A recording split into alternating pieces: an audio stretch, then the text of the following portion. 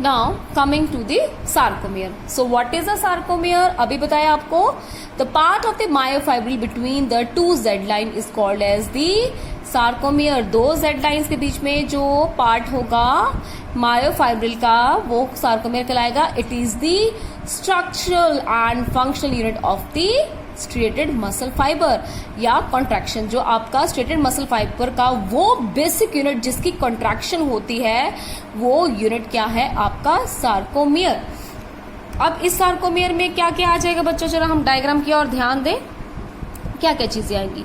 अगर हम सार्कोमियर को ध्यान से देखें तो हमें बीच पे जो है वो दो तरह के प्रोटीन कंपोनेंट्स हमें देखने को मिलते हैं. एक प्रोटीन होता है हमारा एक्टिन और एक होता है हमारा मायोसिन. यही दो मेन प्रोटीन्स हैं जो एक्चुअली आपके मसल सेल्स को बनाते हैं. अब ये दो प्रोटीन कंपोनेंट कहाँ कहाँ देखने को मिलेंगे? हमें बीच में जो है बहुत थिक से फिलामेंट्स जो है देखने को मिलते हैं. ये वाला फिलामेंट जिसको आप जो है वो आप इसको कहेंगे मायोसिन फिलामेंट. मायोसिन फिलामेंट क्यों कहेंगे? क्योंकि ये किस प्रोटीन से मिलके बने हुए हैं? मायोसिन. मायोसिन जो प्रोटीन है लगभग 200 मायोसिन प्रोटीन्स जो हैं वो यहाँ पर प्रेजेंट होंगे. हर एक फिलामेंट में जो है हर एक फिलामेंट में 200 आपके मायोसिन प्रोटीन मॉलिक्यूल प्रेजेंट होंगे. और इस मोटी वाली फिलामेंट को हम कहते हैं या तो मायोसिन फिलामेंट कह लीजिए या इसको हम कहते हैं प्राइमरी फिलामेंट. इसके अलावा और आपको पतले पतले फिलामेंट्स जो है वो नजर आ रहे हैं. इनको आप कहेंगे secondary filament. These are called as the secondary filament और these are also called as the actin filament. Actin filament क्यों कहते हैं? क्योंकि ये बने हुए हैं with the help of the protein called as the actin. लगभग 3000 के करीब जो एक्टिन मॉलिक्यूल्स हैं वो इस एक्टिन फिलामेंट में मायोफाइब्रिल में जो है प्रेजेंट होते हैं. ठीक है ना? तो 3000 के आसपास एक्टिन फिलामेंट पर मायोफाइब्रिल. एक मायोफाइब्रिल में 3000 के आसपास जो है वो एक्टिन फिलामेंट प्रेजेंट होते हैं. नाउ लुक, अब ये बीच में जो है वो हमें इनके बीच में कुछ कनेक्शन नजर आ रहा है. इस कनेक्शन को कहते हैं क्रॉस ब्रिज. ये क्रॉस ब्रिज क्या है बच्चों? कि ये जो आपका प्राइमरी फिलामेंट है यानी कि आपका मायोसिन, ये जो आपका प्राइमरी फिलामेंट है बीच वाला मायोसिन, इससे बाहर जो है कुछ इस तरह से स्ट्रक्चर्स जो है वो अराइज करते हैं जिनको हम कहते हैं क्रॉस ब्रिजेस.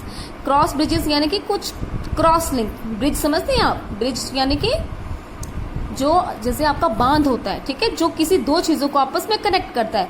तो these bridges are connecting actually the primary filament with the secondary filament, और we can say these are connecting the myosin filament with the actin filament. ठीक है? So these are called as the cross bridges because these are present on the all the side of the primary filament, and at the top or at the end of these cross bridges a rounded structure is present, and this rounded structure is called as the these are called as the heads. यहाँ पे लिखा नहीं है but इन्हें हम कहते हैं heads. ठीक है? इन्हें हम हेड कहेंगे. और जहां पर ये मुड़ रहे हैं इस एरिया को हिंज कहेंगे. ये आपको और डिटेल में आगे आएगा. ठीक है? तो ये हो गए हमारे primary filament is made up of myosin and the secondary filament is made up of the actin. Now look, यहां पर एक प्राइमरी फिलामेंट जहां तक इसकी लेंथ होगी वो रीजन जो है यहां पर आपको देखने को लगेगा डार्क. ठीक है?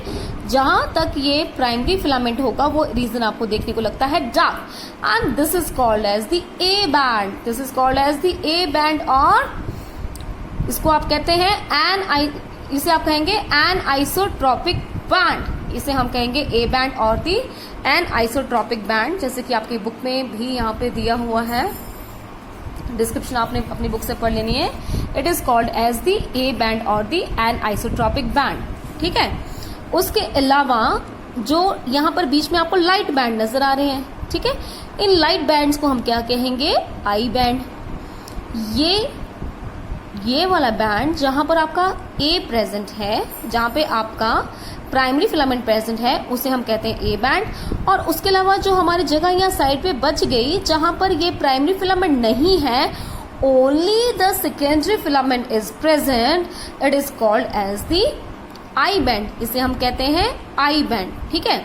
अब इस ए फिलामेंट के बीच में भी एक लाइन जो है वो वहां पर क्या है? डार्क स्पॉट्स नहीं है. वहां पर हमें डार्क रीजन जो है वो नजर नहीं आता. a light region present within the A region, it is called as the H zone. It is called as the H zone or the Hansen line or the Heller's line. ठीक है ना, तो ये 3-4 नाम है, कई बार इनमें वन वर्ड में पूछ लेते हैं, हैंसन जोन और हेलर लाइन और आपका एच जोन जो होता है क्या होता है. ठीक है जी. और नेक्स्ट ये अगर आप देखें कि हमारे सेकेंडरी फिलामेंट्स को कंप्लीटली 2 पार्ट्स में डिवाइड करता है दिस जेड लाइन, जिसको आप membrane, this Z line it is called as the cross membrane और द डॉबलेट्स डॉट भी हम कहते हैं. ठीक है. अब ये डायग्राम बच्चों मैंने ये एक्सटेंड कर दिया है ताकि आपको क्लियर रहे. इस तरह से स्ट्रक्चर होता है. ये एक जेड लाइन, यहां से लेके एक जेड लाइन से लेके दूसरी जेड लाइन तक का जो स्ट्रक्चर दैट इज सार्कोमेयर. इसके साथ वाला भी एक जेड लाइन से दूसरी जेड लाइन तक का जो स्ट्रक्चर होगा वो होगा सार्कोमेयर. यहाँ पर ये प्राइमरी बैंड, यहाँ पर ये प्राइमरी फिलामेंट है, यहाँ पर भी प्राइमरी फिलामेंट है जो मायोसिन से बना होगा. तो यहाँ से लेके यहाँ तक का एरिया जहां पर आपका सिर्फ प्राइमरी फिलामेंट होगा वो होगा आपका ए बैंड. और वो वाला एरिया जहां पर आपका प्राइमरी फिलामेंट प्रेजेंट नहीं है, सिर्फ और सिर्फ आपको सेकेंडरी फिलामेंट देखने को मिल रहा है, वो आपका आएगा आई बैंड. ठीक है. और इस आई बैंड के बीचों बीच एक लाइन होती है Z line. That means this Z line is completely dividing the secondary filaments into 2 equal parts. ये जेड लाइन जो है वो सेकेंडरी फिलामेंट्स को 2 इक्वल पार्ट्स में डिवाइड कर रही है. ठीक है ना. और इस ए बैंड के बीच में एक लाइट जोन है जिसे हम एच जोन भी कहते हैं. ठीक है.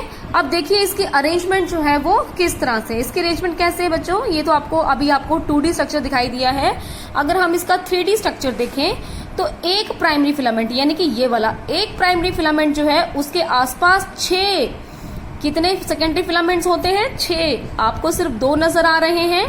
एक टुवर्ड्स यू आप लोगों की तरफ है और बाकी जो बचे हुए that are the on the other side of the plane. ठीक है.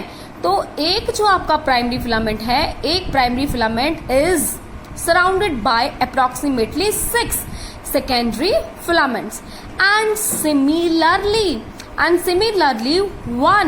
one secondary filament, एक secondary filament जो है that is surrounded by three primary filaments. ठीक है. तो यानी कि 3D स्ट्रक्चर देखें तो ये इस तरह से नजर आएगा. अगर आप इसको यहां से, ये मसल का सामने दिख रहा है, अगर आप इसको बीच से कट करें तो ऐसे नजर आएगा. एक प्राइमरी फिलामेंट बीच में, 3 सेकेंडरी फिलामेंट्स साइड में, और आपके एक सेकेंडरी फिलामेंट के बीच, एक सेकेंडरी फिलामेंट जो that is surrounded by the 3 primary filaments.